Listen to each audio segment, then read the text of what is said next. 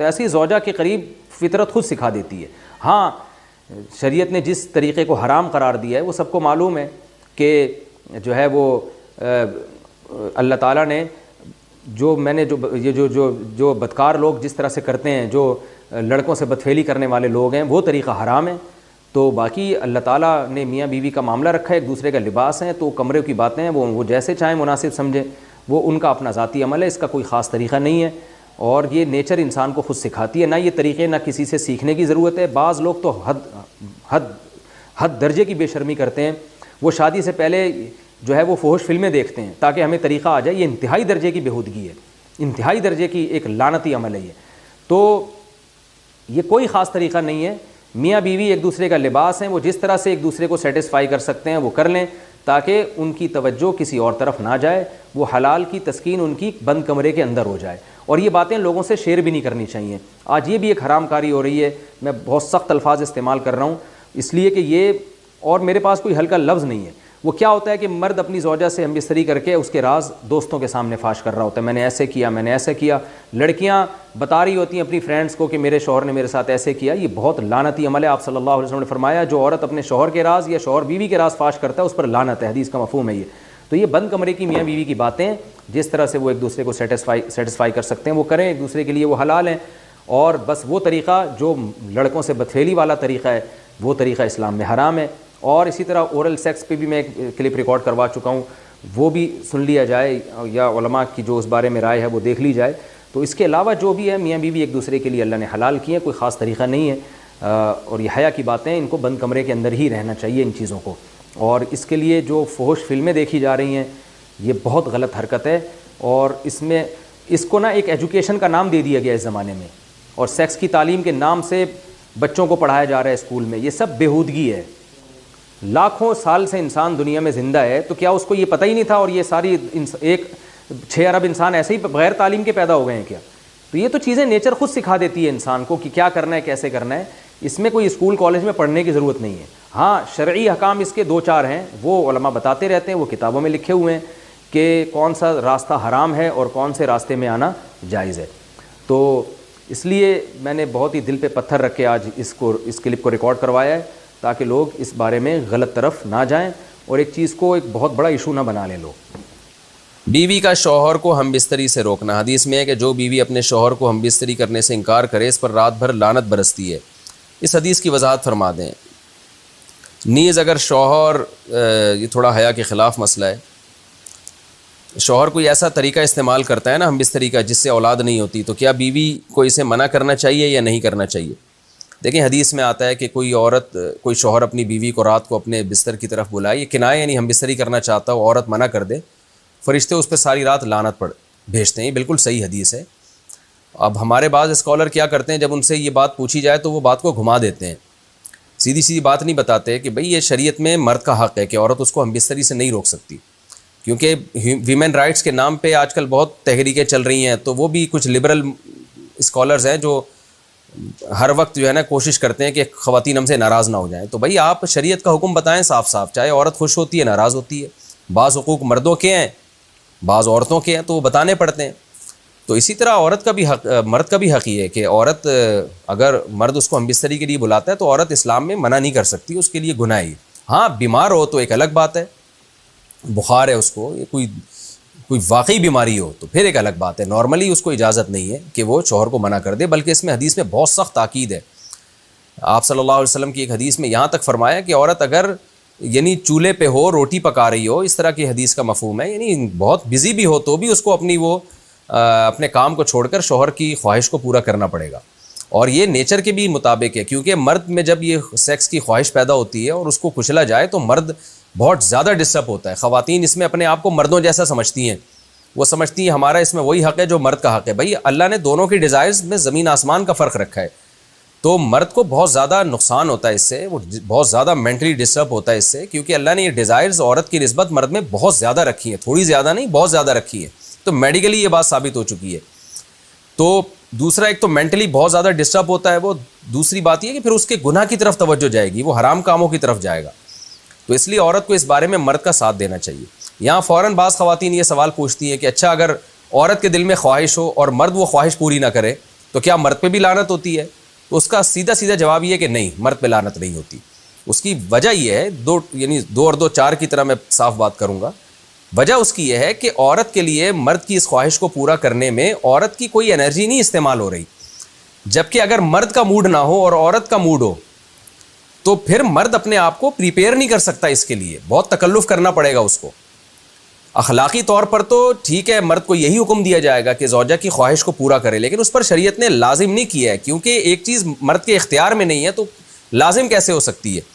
یعنی ایک آدمی کا وہ ذہنی طور پر تیار ہی نہیں ہے اس کے لیے، تو مرد کے لیے تو جب تک ذہنی طور پہ تیار نہ ہو یہ عمل کر نہیں سکتا، جبکہ عورت کر سکتی ہے. تو انرجی جو استعمال ہوتی ہے نا اس میں بہت زیادہ، وہ تو مرد کی انرجی یوز ہوتی ہے. تو شریعت اس کو کیسے پابند بنا سکتی ہے کہ اس کے ذہنی طور پر وہ مینٹلی تیار سے یعنی ایک عمل کر سکتا ہے؟ تو یہ ظلم ہوتا ہے اس کے اوپر کہ وہ مینٹلی تیار نہیں ہے اور اس کو شریعت کہے کہ اگر بیوی آپ سے مطالبہ کر رہی ہے اور آپ مطالبہ پورا نہیں کرو گے تو آپ پر لعنت ہوگی. تو وہ اس لعنت سے بچنے کے لیے اپنے آپ کو مینٹلی کیسے تیار کرے گا؟ بعض دفعہ تیار کر لیتا ہے، بعض دفعہ نہیں ہو پاتا. اس کا تو دماغ سے بہت گہرا تعلق ہے. تو اس لیے مرد کے لیے تو شریعت نے حکم یہ کیا ہے کہ 4 مہینے میں کم از کم ایک دفعہ اس پر لازم ہے کہ وہ اپنی زوجہ کی خواہش کو پورا کرے. اور ویسے جب زوجہ میں خواہش ہو تو اخلاقی طور پر مرد کی ذمہ داری ہے کہ وہ اپنی زوجہ کی خواہش کو پورا کرے، لیکن شریعت نے اس پہ واجب نہیں قرار دیا کیونکہ یہ اس کے اختیار سے اوپر کی چیز ہو جائے گی. باقی عورت کے لیے اختیار ہے اس کو، ہاں بیمار ہے یا مینسز ہیں وہ تو پھر تو ایک ویسے ہی مینسز میں ہم بستری جائز نہیں ہے.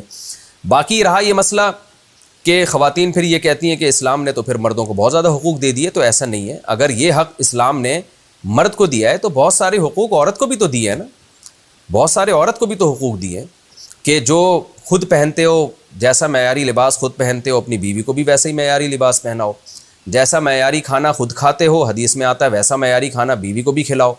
تو یہ بھی تو عورت کو بھی تو حقوق دیے ہیں.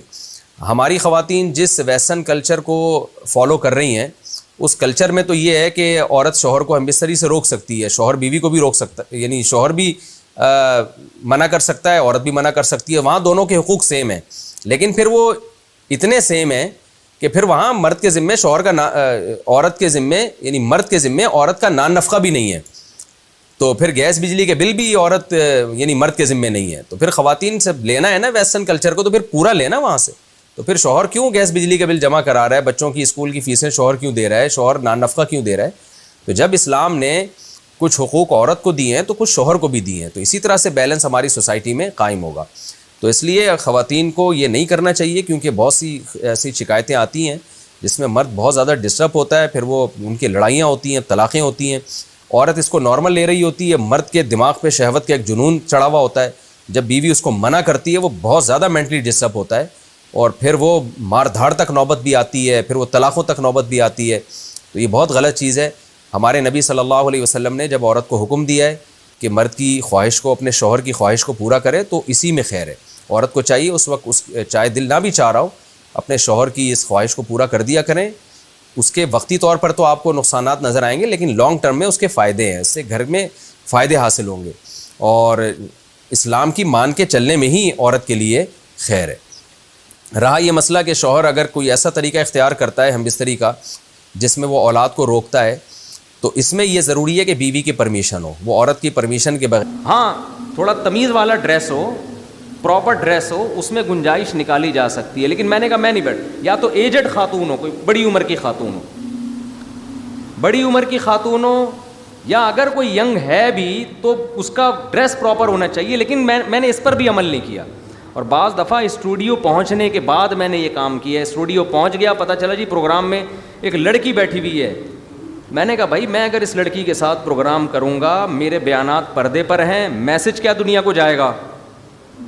میسج جو جائے گا نا دنیا کو، ٹھیک ہے کوئی فتوے کی روح سے ہو سکتا ہے گنجائش نکل جائے، کیونکہ پردہ کرنا عورت پہ فرض ہے، مرد پہ فرض نہیں ہے. فتوے کی روح سے کوئی گنجائش نکل سکتی ہے، لیکن میسج دنیا میں کیا جائے گا کہ مفتی صاحب اس عمل کو جائز نہ غلط نہیں سمجھتے. کئی بار ٹیلی ویژن میں بلایا گیا لڑکی بیٹھی ہوئی، میں نے کہا میں نہیں یہاں بیٹھوں گا بھائی، میرے لیے الگ کرسی پھر لگوائی گئی ہے دور ٹھیک ہے نا، ایسا ہوا ہے. تو میں اس کا خیال کرتا ہوں. تو بہرحال اگر میرے اندر کوئی غلطی ہے بھی، میں نے اگر کوئی کام غلط کیا بھی ہے تو وہ شریعت نہیں ہے. شریعت وہ ہے جو قرآن و سنت بیان کرتا ہے. سمجھتے ہیں کہ نہیں سمجھتے؟ تو شریعت کو اچھا رہا مسئلہ یہ کہ ٹیلی ویژن کی پہ جب ایک لڑکی فون پہ انٹرویو لے رہی ہے تو اس سے ہنس کے باتیں کیوں کر رہے ہیں؟ تو یاد رکھو جب کوئی فون پہ آپ سے بات کر رہا ہے تو ہنسنے کی بات پہ ہنس کے ہی باتیں کرے گا نا، اور کیا کرے گا؟ میں کوئی سامنے بیٹھ کے ہیلو ہائے تھوڑی کر رہا ہوں، بے تکلف تھوڑی ہو رہا ہوں. تو یہ وہی بات ہے کہ نہ اتنا کڑوا بنو کہ لوگ آپ سے دور. اب نامحرم لڑکی بات کر رہی ہے تو آپ کڑوے بن کے اس کو بدتمیزی سے بات کرنا شروع کر دو، تو یہ بھی غلط ہے. اگلا بولے گا ان مولویوں کو بات کرنے کی تمیز نہیں ہے، ان کو کیا اخلاق ہیں. ایک صاحب نے بتایا کہ میں یونیورسٹی میں تھا، ایک لڑکی آئی، میں نے اتنے اس کو گالی نکالی، آج کے بعد پھر وہ کبھی آئی نہیں. تو یہ تقویٰ کا ایسا طریقہ ہے جو بدتمیزی ہے. یہ تو بدتمیزی کی شریعت میں ہمیں اجازت نہیں ہے.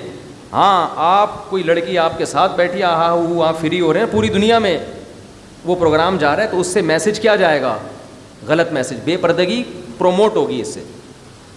خیر بہرحال میں اگر غلط ہوں بھی تو میرا ذاتی عمل ہے، وہ غلط کو آپ اس پہ اسلام کا لیبل نہیں لگا سکتے. اسلام بہرحال آپ کو جو حکم دیتا ہے وہ یہی ہے کہ آپ دینی مصلحت کے لیے اسلام کی باؤنڈری کو کراس نہیں کر سکتے. اچھا اس میں ایک اور مسئلہ ہے، بات چل پڑی ہے تو تھوڑا سا وضاحت کر دوں، کیونکہ جو کرنٹ ایشوز ہیں جب تک ان پہ میں تبصرہ نہیں کروں گا نا تو اس وقت تک بات سمجھ میں آئے گی نہیں. حضرت مولانا طاری جمیل صاحب کے پاس وہ کوئی ایکٹر آ کے قریب بیٹھی، اس کے سر پہ چادر تھی، انہوں نے سر پہ ہاتھ رکھی، آشیرواد، چلو بھائی. اس پہ لوگ نیگیٹو کمنٹس کر رہے ہیں. تو یہ شرعی حدود سے تجاوز نہیں ہے. ایک لڑکی وہ آ رہی ہے، بیٹھ رہی ہے، وہ کوئی خدا نہ خواستہ گلے تھوڑی مل رہی ہے، نہ بلا حائل ہاتھ ملا رہی ہے ان سے، سر کے اوپر بھی کیا ہے؟ چادر ہے. ایک فلمی ایکٹر جو فلموں میں ناچنے والی تھی، اس نے اتنا احترام کر لیا کہ چلو یار مولانا کے پاس جا رہی ہوں تو سر پہ چادر لے لو، اور انہوں نے بھی سر کے پہ ہاتھ رکھا، بیٹی سے بنا کے اس کو. اور کیا چاہیے تمہیں؟ صحیح ہے نا؟ اتنا بھی اگر نہیں کریں اس کا مطلب آپ نے اپنا دروازہ دنیا داروں کے لیے بند کر دیا. پھر قیامت کے دن وہ اللہ سے کہہ سکتے ہیں کہ اللہ ہم آئے تھے ان کے پاس، انہوں نے گیٹ سے ہمیں بھگا دیا.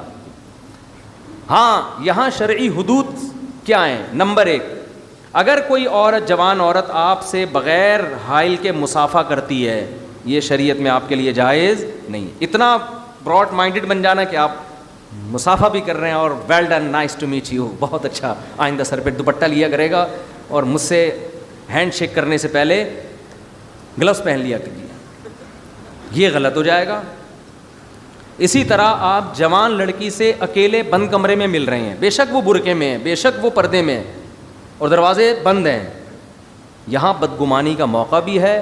اور شریعت میں کسی جوان لڑکی کے ساتھ تنہائی اختیار کرنا جائز بھی نہیں ہے، یہ بھی حرام عمل، کیونکہ جوان عورت کے ساتھ تنہائی بھی اختیار نہیں کی جا سکتی، بے شک آپ کی نیت ٹھیک ہو.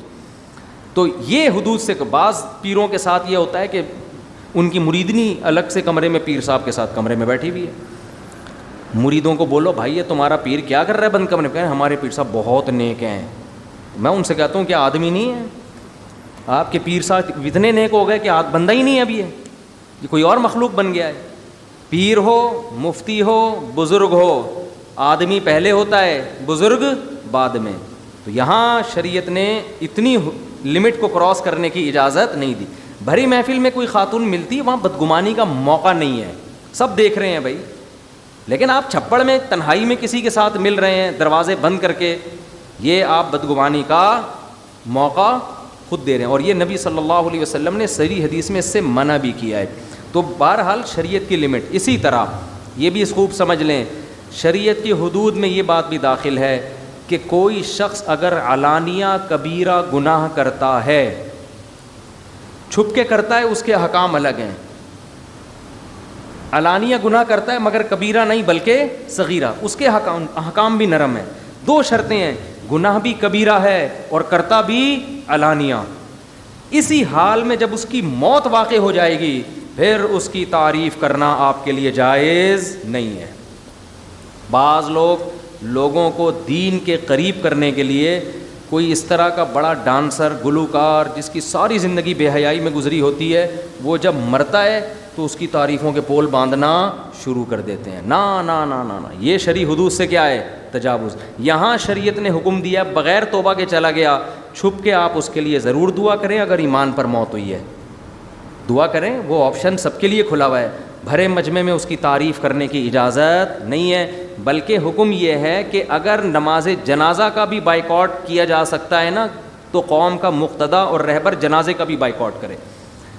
کیونکہ آپ اس میں ایک پہلو تو یہ کہ لبرل لوگ قریب آئیں گے, دوسرا پہلو یہ ہے کہ گناہ کی اہمیت, گناہ کی برائی لوگوں کے دلوں سے کم ہو جائے گی. لوگ کہیں گے اچھا اتنا بڑا ڈانسر تھا, جب وہ بھی جنت میں چلا گیا تو پھر ہم بھی چلے جائیں گے, چاہے وہ 27ویں رات میں مرے چاہے شب برات میں مرے. بعض دفعہ یہ بھی ہوتا ہے کہ بہت بڑا ڈانسر تھا, 27ویں رات کو مر گیا تو ہم بخشوا دیا اس کو, بہت مبارک تھا بھائی, رمضان کی راتیں نصیب ہوئی ہیں. بھائی رمضان کی راتوں سے زیادہ مسئلہ یہ تھا کہ جو گناہ اس نے کیے ہیں اور دنیا کو دکھا کے کیے ہیں, ان گناہوں کا وزن یہ بہت زیادہ ہے, تو آپ اس کی کھلے عام تعریف نہیں کر سکتے, اس میں وہ ڈرائیں بلکہ لوگوں کو. فقہا نے یہاں تک بیان کیا ہے مسئلہ کہ اگر کوئی بڑا گناہ گار تھا, وہ مر گیا اور مرنے کے بعد اس کا چہرہ بگڑ گیا کسی اللہ کے عذاب کی وجہ سے, تھا بڑا گناہ گار, تو اس کا چہرہ بھی لوگوں کو دکھایا جا سکتا ہے کہ دیکھو یہ انجام ہوتا ہے.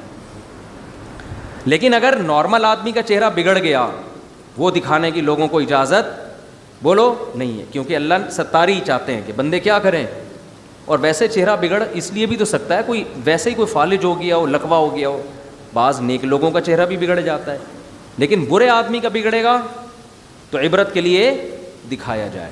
تو یہ آج کچھ حدود ہیں جن کو ہمارے ہاں کراس کیا جاتا ہے, لمٹ کو کراس کیا جاتا ہے.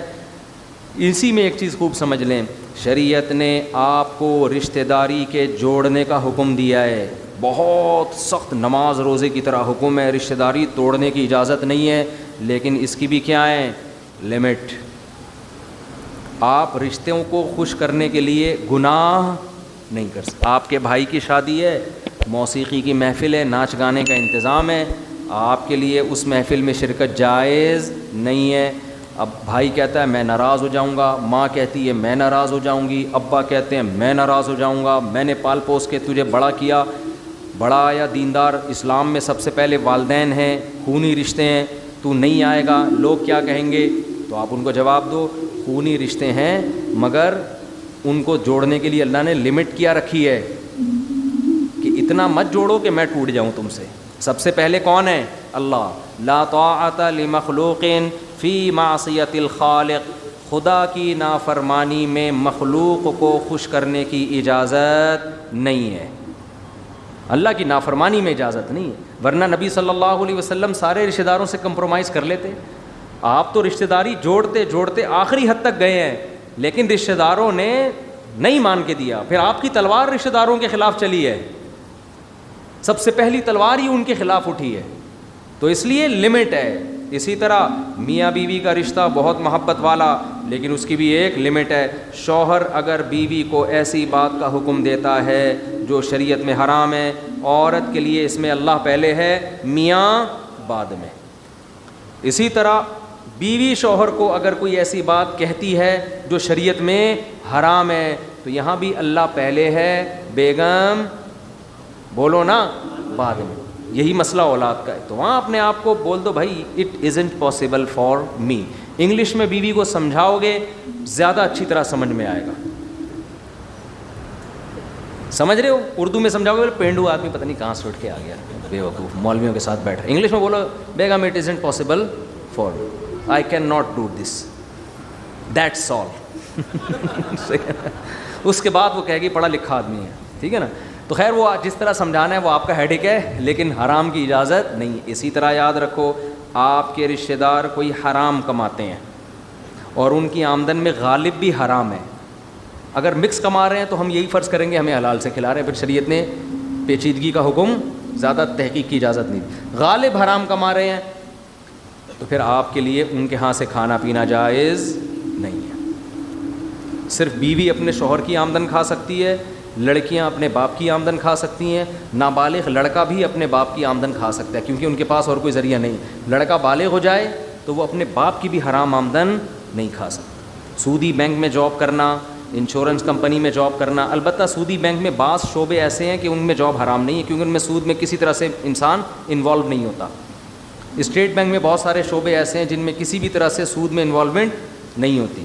تو سود لکھنے والا, سود پہ گواہ بننے والا, دینے والا, لینے والا, 4 طرح کے لوگوں پر اللہ نے لعنت کی، اللہ کے نبی صلی اللہ علیہ وسلم نے. تو اس لیے خیر، تو اگر کوئی انشورنس کمپنی میں بیمہ پالیسی میں جاب کر رہا ہے، تنخواہ وہاں سے آتی ہے، یا بینک میں لون رکھ کے سود لے رہا ہے، قومی بچت سے پیسے کما کے اسی پہ گھر چلا رہا ہے، تو اس کی آمدن میں بھی آپ کے لیے کھانا پینا جائز نہیں. سمجھتے ہو؟ ایک صورت میں جائز ہے، آپ اس کو بول دیں، وہ آپ کو دعوت دے رہا ہے کہ بھائی میں اس شرط پہ کھاؤں گا کہ میں اتنے پیسے صدقہ کروں گا فی سبیل اللہ، تاکہ یہ میرے لیے حلال ہو جائے. یہ اس کو بتا بھی دیں، بتائے بغیر بھی کریں گے پیسے تو چیز تو حلال ہو جائے گی، لیکن اگلا تو یہی سمجھے گا نا کہ یہ گناہ میں میرے ساتھ شرکت کر رہا ہے. ممبر پہ بیٹھ کے کہتے ہیں حرام ہے، اور جب کھانے کا موقع آتا ہے پھوڑ پھاڑ کے چلے جاتے ہیں. بعض مولاناؤں کو ہم نے دیکھا ہے، ان کے مریدوں میں سودی بینک میں جاب کرنے والے لوگ ہوتے ہیں، لا کے ان کو تحفے دے رہے ہیں، بڑے آرام سے ٹھنڈے پیٹوں رکھ رہے ہیں، پھر ممبر پہ کہہ رہے ہیں کہ یہ سود میں کمانا کیا ہے، حرام ہے. تو لوگ بدگمان ہوتے ہیں، یار ادھر حرام ہے، جب آپ کا مرید آپ کو بکرے کھلا رہا ہوتا ہے تو اس وقت حرام نہیں ہے. تو یہ بدگمان دینداروں سے لوگ بدگمان ہوتے ہیں. بعض داڑھیوں والے بھی یہ کام کر رہے ہوتے ہیں. حرام ہے تو بھائی سب کے لیے حرام ہے. سمجھتے ہو کہ نہیں سمجھتے؟ ہاں، ایک صورت میں کہ اتنی رقم پہلے سے صدقہ کرنے کی نیت کر لیں، کیونکہ یہ کھانا صدقہ کرنا واجب تھا، تو کھانا یا اس کی قیمت، تو قیمت صدقہ کرنا ضروری نہیں ہے، فوراً بعد میں کر دیں. نیت کر لیں میں اتنے پیسے صدقہ کروں گا، لیکن اس نیت پر اس کو مطلع بولو کر دیں، اس کو بتا دیں. لیکن ویسے تھوڑی ہمت کیا کرو، اس میں شرما شرمی میں نہیں جایا کرو کہ میں بولوں گا تو ایکچولی اس کا دل ٹوٹ جائے گا. دل جوڑنا جہاں تک شریعت نے اجازت دی ہے جوڑیں گے، جہاں اللہ نے اجازت نہیں دی وہاں دل 100 مار ٹوٹے. آئی بات سمجھ میں؟ کوئی مسئلہ نہیں ہے. پہلے کون ہے؟ اللہ. ابراہیم علیہ السلام کی قوم بت پرستی کیوں نہیں چھوڑ رہی تھی؟ اس لیے کہ جو چھوڑتا تھا دوسروں کا دل ٹوٹ جاتا تھا کہ ہمارے باپ دادا کی دین کو چھوڑ دیا. تو دل جوڑنے کے چکر میں وہ کسی کا دل نہیں ٹوٹے. یہ جو آج کل ڈائلاگ بڑا سنا ہوا ہے، اصل اسلام تو یہ کسی کا دل نہ توڑو. بھائی دل جوڑیں گے یقیناً اللہ کے حکم کو پورا کرنے کے لیے ٹوٹتا ہے. 25,000 دفعہ ٹوٹے. لڑکیاں فون کر کے پوچھتی تھیں مجھ سے کہ وہ لڑکے جو ہے نا ایک سے سیٹنگ چل رہی تھی، اب میں چاہ رہی ہوں جان چھڑانا، لیکن اس کا دل نہ ٹوٹ جائے کہیں، وہ خودکشی کی دھمکیاں دے رہا ہے. میں نے بولا اس کو بولو مر جا کھمبے سے چپک کے. صحیح ہے نا؟ آپ کو کوئی گناہ نہیں ملے گا. ٹوٹنے دو اس کو. 2 سال سے لٹکایا ہوا ہے، کم وقت نے شادی کر نہیں رہا، چکر بازیوں پہ لٹکایا ہوا ہے، تو ایسے آدمی کو کھمبے سے چپک کے مرنا چاہیے.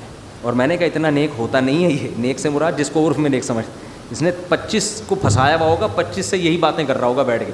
بہرحال دل ٹوٹتا بھی ہے تو 100 دفعہ ٹوٹے. سمجھتے ہو؟ تو نوح علیہ السلام، اچھا اصل بات یہاں سے آئی تھی. نوح علیہ السلام کو مالداروں نے کہا ان غریبوں کو اپنی محفل سے نکالیں. اب اگر پیغمبر اپنی محفل سے غریبوں کو نکالتے مالداروں کے چکر میں، غریبوں کو خیال آ سکتا تھا نا، لو بھائی دین کی دعوت میں، دین کی جو دعوت ہے اس میں امیروں اور غریبوں میں فرق کیا جا رہا ہے. کتنا برا امیج جاتا. ٹھیک ہے سردار شاید مسلمان ہو جاتے، بہت دین دنیا میں پھیل جاتا، اسلام کا غلبہ ہو جاتا، ممکن تھا. نا نا نا نا، لیکن ہم اس کے مکلف نہیں ہیں کہ اسلام کو دنیا میں غالب کرنے کے لیے اللہ کی حدود توڑیں. جتنا اسلام کا مکلف اللہ نے ہمیں بنایا اتنا ہے، اس سے زیادہ ہم آگے جانے کی کوشش نہیں کریں گے. یہ جو آج کل لبرل قسم کے مولانا پیدا ہو رہے ہیں نا، جو انگریزوں کو دین کے قریب کرنے کے لیے ہر چیز کو حلال کرتے چلے جا رہے ہیں، یہ بھی جائز ہے یہ بھی جائز ہے، تاکہ لبرل طبقہ، بعض لوگوں نے داڑھیاں کٹانے کو بھی جائز کہہ دیا. دلیل یہ دی کہ اس سے یونیورسٹیوں کے لوگ دین کی طرف مائل ہوں گے. بھائی مائل ہوں نہ ہوں، داڑھی اگر اسلام میں ہے 1400 سال پہلے بھی تھی، آج بھی ہے اور کل بھی رہے گی. نہیں آنا ہے نہیں آئے، کسی کو خوش کرنے کے لیے مسئلہ تھوڑی تبدیل کیا جا سکتا ہے. ہاں یہ ضرور ہے کہ اسلام میں صرف داڑھی ہی نہیں ہے، اور بھی مسائل ہیں، تو ہر وقت اسی کو لے کے چلتے رہنا ٹھیک نہیں ہے. اور کسی میں ایک گناہ ہو تو بہت ساری خوبیاں بھی ہو سکتی ہیں، تو کسی کو برا سمجھنے کی اجازت نہیں ہے، لیکن مسئلہ جو ہے وہ لوگوں کی وجہ سے چینج نہیں ہوگا. سمجھتے ہو؟ اب کرکٹ میں بین الاقوامی سطح پہ میچز کھیلے جاتے ہیں، نماز بہرحال واجب ہے، کھلاڑی کو آپ اجازت نہیں دے سکتے کہ آپ نماز چھوڑ سکتے ہیں، وہ تو پڑھنی پڑے گی آپ کو. خیر، تو کہاں بات، تو نوح علیہ السلام سے جب قوم نے کہا کہ ان غریبوں کو اپنی محفل سے آپ ہٹاؤ، ہم ان کے ساتھ بیٹھتے ہوئے بالکل بھی اچھے نہیں لگتے، تو نوح علیہ السلام نے کیا کہا؟ یا قوم من ینصرونی من اللہ ان طردتہم، بتاؤ اگر میں اپنی مجلس سے ان کو نکال دوں گا تو مجھے اللہ کے عذاب سے کون بچائے گا. اس سے پتہ چلتا ہے اللہ کی نظر میں غریبوں کی کتنی ویلیو ہے، ہمارے اور آپ کی نظر میں نہیں ہے، سمجھتے ہو، لیکن اللہ کی نظر میں بہت ویلیو ہے۔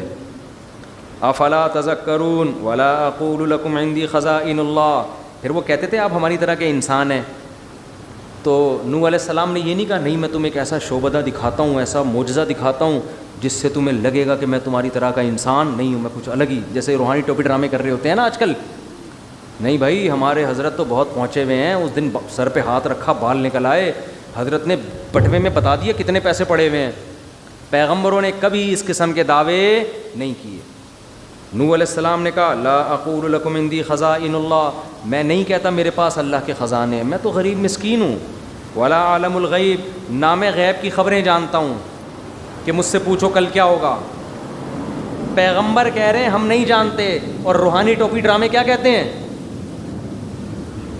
کل یہ ہو جائے گا، کل آپ کی شادی ہو جائے گی، کل فلانا ہو جائے گا، کل آپ کا بزنس بڑھ جائے گا، کل ڈرامے باز وہ پیشگوئیاں کی ہیں، پی ٹی آئی کی حکومت دوبارہ آئے گی یا نہیں آئے گی، فلان، وہ پھینکتے رہتے ہیں بیٹھ کے، تو ان کو کچھ بھی پتہ نہیں ہوتا۔ تو پیغمبر کہہ رہے ہیں لا عالم الغیب، اچھا بڑے ہوشیار ہوتے ہیں ڈرامے باز نا، عامل، یہ کیا کہتے ہیں غیب کا علم اللہ کے سوا کوئی نہیں جانتا، بس ہم تو اس علم کی وجہ سے بتا رہے ہیں جو اللہ نے ہمیں ٹوٹا پھوٹا دیا ہوا ہے، تو یہ غیب ہی کو تو بتا رہے ہو کل کیا ہوگا، اور کیا ہے، تو یہ ڈرامے باز ہوتے ہیں۔ ولا اقول انی ملک، نہ میں غیب کا علم جانتا ہوں، اور نوح علیہ السلام نے کہا نہ میں یہ کہتا ہوں کہ میں فرشتہ ہوں، یہ بھی میں نہیں کہتا، میں تمہاری طرح کا انسان ہوں۔ اور آگے نوح علیہ السلام نے بڑی خاندانی بات کی کہ تم جو یہ کہہ رہے ہو نا کہ ان غریبوں کو اپنی محفل سے نکال دیں، یہ آپ کے ساتھ جب ہوتے ہیں تو ہم پھر آپ کے ساتھ اچھے نہیں لگتے، تو نکالنا تو دور کی بات، میں یہ بھی دعویٰ نہیں کہہ سکتا کہ تم ان سے افضل ہو، یہ بھی میں اپنی زبان سے، تم ان کو کہہ رہے ہو پست لوگ ہیں، تو میرے منہ سے تم یہ لفظ نکلوا لو کہ واقعی یہ کمتر لوگ ہیں، یہ بھی میں زبان سے نہیں کہہ سکتا۔ سمجھ میں آ رہی ہے بات کہ نہیں آ رہی ہے غریبوں؟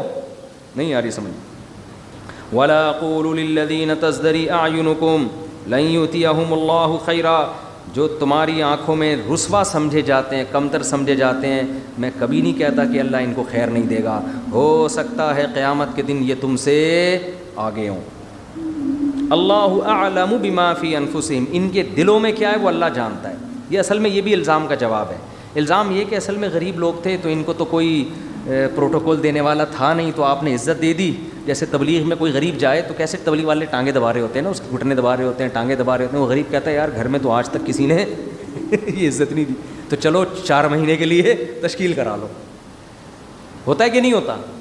بعض دفعہ ایسا ہوتا بھی ہے، تبلیغ والے اتنی پروٹوکول دے رہے ہوتے ہیں نا ہر آدمی کو، تو ایک بچہ ہے، ایک لڑکا ہے، ایک غریب ہے، ایک رکشے والا ہے، اس کو کبھی یہ عزت معاشرے میں ملی نہیں ہوتی، تبلیغ میں نکل رہا ہوتا ہے تو میں نے دیکھا ہے بریگیڈیئر کرنل لیول کے لوگ ایک رکشے والے کو عزت دے رہے، یہ اللہ کی قسم اپنی آنکھوں سے ہم نے دیکھا ہے، دین کی خاطر۔ پچھلی دفعہ میں اجتماع میں گیا، کراچی کے کروڑ پتی تاجر، کروڑ پتی کا لفظ بھی شاید کم ہوگا، ارب پتی ہوں گے شاید، دیگ پہ بیٹھے ہوئے بریانی بانٹ رہے ہیں صحیح ہے نا؟ کھانے والے زیادہ تر کون ہیں؟ غریب۔ کوئی بھی نہیں کہہ سکتا یہ اتنا بڑا تاجر ہے، ایسا لگتا ہے دیگ پہ کسی کو کرائے پہ لا کے بٹھایا، اور ہم تو دیگ کے ڈھکن کے مزے لے رہے تھے وہاں بیٹھ کے نا۔ دیگ کا جب ڈھکن ہٹتا ہے نا بریانی کا اور ڈڑم کر کے آواز آتی ہے، اس کا مزہ وہی جانتا ہے جس نے دیگوں کی بریانی وہاں بیٹھ کے کھائی ہو۔ خیر، تو میں سمجھا، میں نے کہا یہ پتہ نہیں کوئی بندہ پکوان سینٹر سے بلوایا ہوگا انہوں نے، وہ خود ہی پکا رہا ہے، وہ خود ہی اجتماع میں کھلا رہا ہے لوگوں کو، صرف اکرام کے لیے کہ لوگ دین پہ آ جائیں۔ تو یہ ہم نے تبلیغی جماعت میں دیکھا ہے، بریگیڈیئر کرنل لیول کے لوگ وہ رکشے ٹیکسی والوں کے پاؤں دبا رہے ہوتے ہیں، ان کو عزت دے رہے ہوتے ہیں، پروٹوکول دے رہے ہوتے ہیں کہ اللہ کے راستے میں وقت لگ، ان کی نظر میں کوئی فرق نہیں ہوتا کہ رکشے والے کو دین پر لے کر آئیں، ورنہ جو تکبر والا آدمی وہ کہتا ہے ان کو چھوڑو یار، ان کو کیا تبلیغ ہے، 2-4 دین پر آ گئے تو اس سے کیا ہوگا۔ محنت کرنی ہے تو اونچے لیول پہ بھی الگ سے محنت کرنی چاہیے، اس کی شریعت میں انکار نہیں، بلکہ اس کا بھی الگ سے ثبوت ملتا ہے ہمیں، نبی نے محنت کی الگ سے بھی۔ لیکن یہ کہنا کہ غریب کو نظر انداز کر دو، نہ، ایک آدمی بھی آپ کی دعوت پر دین پر آ گیا، چاہے امیر ہو یا غریب، خیر لک من حمر النعم، نبی نے فرمایا سرخ اونٹوں سے بہتر ہے۔ تو اب تبلیغ میں آپ نے دیکھا بڑا بریگیڈیئر کرنل ہے اور جناب رکشے والے کے پاؤں دبا رہا ہے. رکشے والے نے بولا یار ایسا پروٹوکول تو ہمیں زندگی میں کبھی نہیں ملا. چلو وہی سیر روزے کے لیے نکل گیا, پھر وہاں سے چلے کے لیے, پھر 4 مہینے کے لیے. اب کوئی شخص یہ تانا دے سکتا ہے کہ ابے بھائی اس کو تو ویسے بھی کہیں عزت مل نہیں رہی تھی, یہاں جب اس نے دیکھا کہ اتنے اونچے لیول کے لوگ پروٹوکول دے رہے ہیں تو یہ اس چکر میں دین پہ آیا ہے, ورنہ اس پہ دین پہ آنے کا کوئی پروگرام نہیں تھا. تو یہ تانا دیا جا سکتا ہے نا. کیا ہو گیا؟ جیسے اعتکاف میں کچھ لوگ تو اللہ کے لیے بیٹھتے ہیں, کچھ گھر سے بیزار ہو کر بیوی سے بھاگ کے بیٹھے ہوئے ہوتے ہیں. اس کے علاوہ ان کو بیوی سے بھاگنے کا کبھی پورے سال میں موقع نہیں ملتا. تو بہترین آپشن ہوتا ہے اعتکاف کے نام پہ مسجد میں آ کے بیٹھ جاؤ. مقصد یہ ہوتا ہے کہ 10 دن سکون سے گزریں گے. بعض لوگ جو یہاں نہیں بیٹھے ہوئے, جو بیان نہیں سن رہے, جو اپنی زوجات سے پریشان ہوتے ہیں, تو وہ اس طرح بھی کر لیتے ہیں. اب کوئی کہہ سکتا ہے اب 4 شادیاں کر کے بھاگا ہے, کہہ سکتا ہے نا, کوئی تانا دے سکتا ہے بھائی اس کی نیت اعتکاف کی نہیں تھی, یہ مفتی طارق مسعود کے بیان سن کے 4 کر کے چوڑے میں آ گیا, اب بھاگتا پھر رہا ہے. تو کچھ بھی الزام لگایا جا سکتا ہے. تو نوح علیہ السلام پر بھی یہ الزام لگایا گیا کہ ان غریبوں کو پروٹوکول دینے والا کوئی تھا نہیں, تو ان کو یہاں تھوڑی راحت محسوس ہوئی ہے تو اس چکر میں آپ کے پاس آ گئے. اس کا مطلب یہ نہیں ہے کہ یہ حق کے متلاشی ہیں. تو نوح علیہ السلام نے اس کا جواب دیا, اللہ اعلم بما فی انفسہم. کیا زبردست کلام ہے. ان کے دلوں کی حالت اللہ خوب جانتا ہے, میں دلوں میں جھانک کے دیکھنے والا نہیں ہوں. اس الزام کا دروازہ ہمیشہ کے لیے بولو بند کر دیا. یہ جو ہم نیگیٹو باتیں کر رہے ہوتے ہیں نا, یہ اسلام دشمنوں کا کردار رہا ہے. پیغمبروں کا کردار کیا ہے؟ ظاہر کو دیکھنا. غریب آ رہا ہے, بیٹھ رہا ہے, دین پہ چل رہا ہے, اس پہ یہ الزام لگانا کہ پیسوں کے چکر میں آیا ہے, عزت حاصل کرنے کے چکر میں آیا ہے. یہ الزام کیا ہے؟ غلط. آپ کو شریعت میں اس کی اجازت نہیں. اس لیے کوئی 4 شادیوں والے اعتکاف میں بیٹھ جائے, یہ کبھی نہ بولا کرو گھر سے بھاگ کے آئے. ہو سکتا ہے اخلاص میں بیٹھا ہوا ہو, دین کے لیے بیٹھا ہوا ہو, خام خامے منفی باتیں نہ کیا کرو. تو نوح علیہ السلام نے کہا ان کے دلوں کی حالت اللہ جانتا ہے, میں اس کا مکلف نہیں ہوں. انی اذا لمن الظالمین. اگر ان باتوں کی بیس پر میں ان کو اپنی محفل سے نکال دوں گا تو میں اللہ کی نظر میں ظالم کہلاؤں گا. اب 950 سال یہی پھڈے ہوتے رہے ہیں, یہی جھگڑے. نوح علیہ السلام یہ جواب میں, قوم جواب میں کچھ اور. نوح علیہ السلام بتوں کی برائی بیان کریں, وہ کچھ اور. 950 سال. سورہ نوح میں آتا ہے انی دعوت قومی لیلا و نہارا. اے اللہ میں نے اپنی قوم کو دن میں بھی پکارا اور رات میں بھی, ڈراتا رہا عذاب سے. دیکھو چھوڑ دو ان بتوں کی عبادت, اللہ کی طرف آ جاؤ.